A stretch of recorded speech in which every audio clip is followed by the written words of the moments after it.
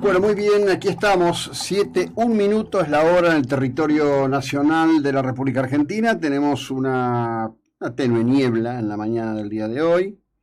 Esto va a pasar en un ratito. En este momento la temperatura es de 13 grados en Mar del Plata. La expectativa de la jornada es una expectativa climática como la que hemos tenido estos días, sumamente agradable, ¿no? Ya días de otoño, pero sumamente agradable. Lo que no está nada agradable es lo que está pasando con el manejo de la economía argentina, en manos de este hato de irresponsables, metidos dentro de un relato cada día más absurdo, avalado por algunos.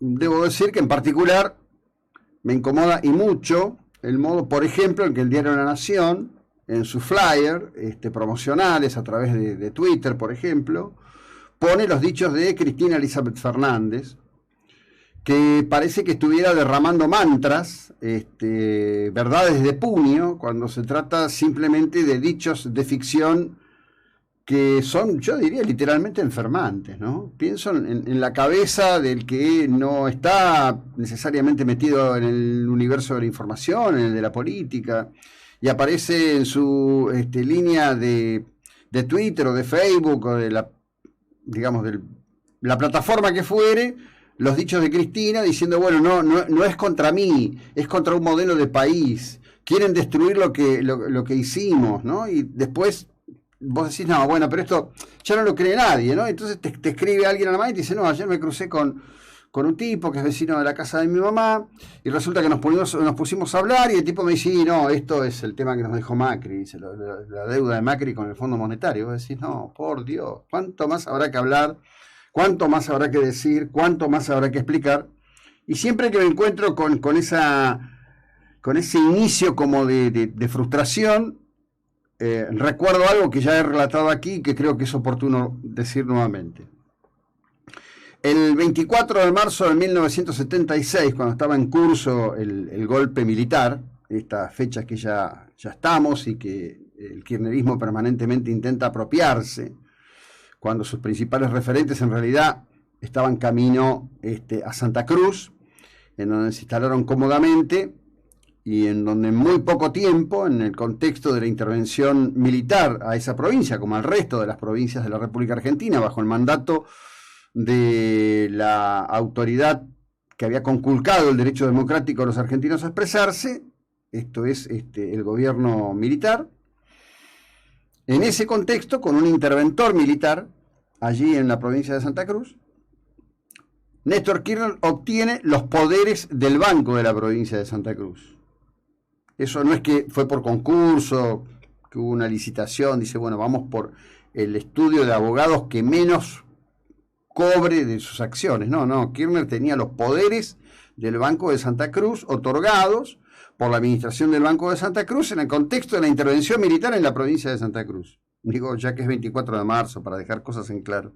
Que alguna vez lo ponían muy nervioso al principio del desgobierno de Néstor a mi querido amigo Eddie, que había formado parte de la Juventud Maravillosa y no toleraba, como tantos otros, que estas cosas se dijeran, se ponían todos muy incómodos. Se siguen poniendo incómodos, pero esta es la verdad.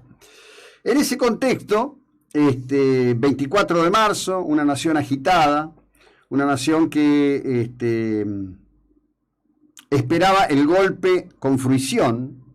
Los argentinos de a pie querían que el gobierno de Isabel terminara, que el poder militar se hiciera cargo, que concluyera la violencia guerrillera y que finalmente, digamos, se pudiera restablecer un marco de paz para convocar a elecciones. Todos pensaban que esto iba a ser como una suerte de tránsito rápido, una vez liquidadas, así era el término, así se usaba y así se decía, y así constaba en los documentos que se habían firmado en el gobierno de Isabel, entre otros por Italo Luder, Antonio Cafiero, Carlos Rucau, liquidaran la cuestión guerrillera. Esa noche del 24 de marzo del 76, dos dirigentes radicales de la capital federal, uno de ellos Jorge Benedetti, más conocido como Quique, y el otro era Antonio Trócoli, iban en un Rambler Classic rumbo al Comité Provincia de la Unión Cívica Radical. Un dato muy curioso, porque el Comité Provincia de la Unión Cívica Radical tiene domicilio en Capital Federal. y allí estaba Ricardo Balbín, el chino Balbín. Como en ese momento, y consta esto en el libro en uno de los libros de Seferino Reato, todos hablaban con todos. Todos hablaban con todos. ¿Qué quiero decir con esto? Había altos jefes guerrilleros que tenían y mantenían diálogo con altos jefes militares. Arguindegui era uno que tenía fluido contacto con jefes guerrilleros montoneros a los que había conocido en el contexto de la Operación Dorrego. También había dirigentes radicales que tenían fluido contacto con esos mismos jefes militares. Llegan al Comité Provincia y le dicen: Chino, tenemos una ventana garantizada por Arguindegui de 40 minutos para sacarlo de la capital federal y llevarlo a La Plata. Acá usted corre riesgo de que la Marina se apodere de su persona. Balbín dice: bueno, habrá que irse. Cuando sube al auto, un Rambler Classic, dice: no, pero pará, dice: Trócoli, vos tenés, Trócoli era senador en ese momento, vos tenés en tu despacho un televisor mío, yo quiero llevarme mi televisor. Es decir, Trócoli, para tener televisor en el despacho, tenía un televisor prestado que era del chino Balbín. Sí, no, pero tenemos 40 minutos. No, se pone duro el chino Balbín y dice: no, vamos a buscarlo. Y ahí salen para el Congreso, al revés de donde tenían que ir, porque del Comité Provincia cruzaban de Capital Federal a Provincia de Buenos Aires muy rápido.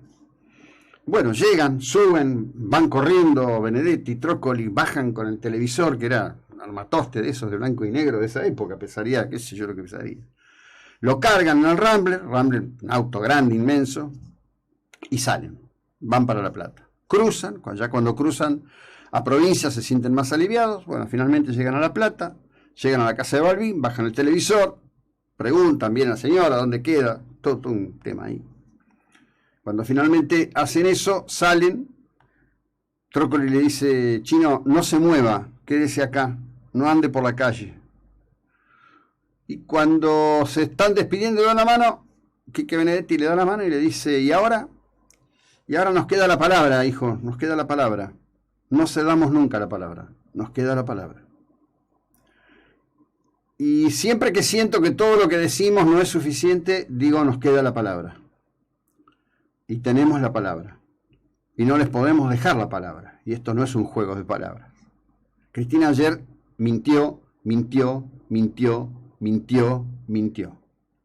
Hizo el decálogo de Goebbels completo. Fue una construcción de mentiras ensamblada con otra construcción de mentiras, como si fuera una mamushka interminable, mirada beafíticamente por el prófugo de la justicia, expresidente del Ecuador, y asistida por el ex primer ministro de España, aislado completamente de la vida política, José Luis Rodríguez Zapatero. Cristina ayer habló de todo lo que no existe, porque si hubiera lawfare en la Argentina, si hubiera persecución política a los kirchneristas en Argentina, estarían todos estarían todos detrás de las rejas, y no ha quedado ninguno. Ricardo Jaime ha obtenido el beneficio de la excarcelación, está con tobillera, todo lo que ustedes quieran.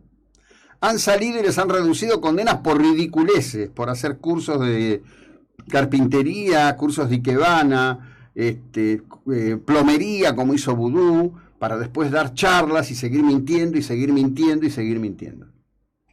Tal como conversábamos ayer con Graciela Fernández Meijide, ha transformado todo esto en una carnestolendas aberrante, en donde intentan revestirse de algo que es obvio que no pueden, que no tienen, no les corresponden los oropeles de la lucha contra la dictadura, no les corresponden los oropeles de la lucha por los derechos humanos. Se han apropiado de algo que no les es propio. Se les ha permitido un relato perverso, infame, que deshonra a los muertos en cualquier condición que estos hubieran caído en el contexto de la lucha fratricida que se desarrollaba en Argentina por parte de organizaciones armadas que se consideraban a sí mismas ejército. De hecho, ERP significa Ejército Revolucionario del Pueblo, que tenía un objetivo, una locura, que era la constitución de una guerrilla foquista, con eje en la provincia de Tucumán, con el objetivo de constituir una república independiente separada del resto de la Argentina, al estilo del modelo de Corea del Norte o de Vietnam del Norte. Y que nunca tuvo, como alguna vez sostuvo Mao Zedong, aquel predicamento que decía Mao debía tener un ejército insurreccional guerrillero para triunfar, fluir entre el pueblo como un pez lo hace en el agua. El 24 de marzo del 76 fue posible porque la sociedad argentina no admitía la violencia como instrumento de la toma del poder y reluctaba el horror de la criminalidad de estas dos organizaciones. Por eso, a las puertas de una nueva fecha, que no tiene nada para celebrar, porque es curioso que celebren el 24 de marzo, unido a esto de Cristina de ayer, es preciso decir y es preciso sostener que nuestra arma es la palabra y habrá que emplearla tantas veces como haga falta. Ya continuamos.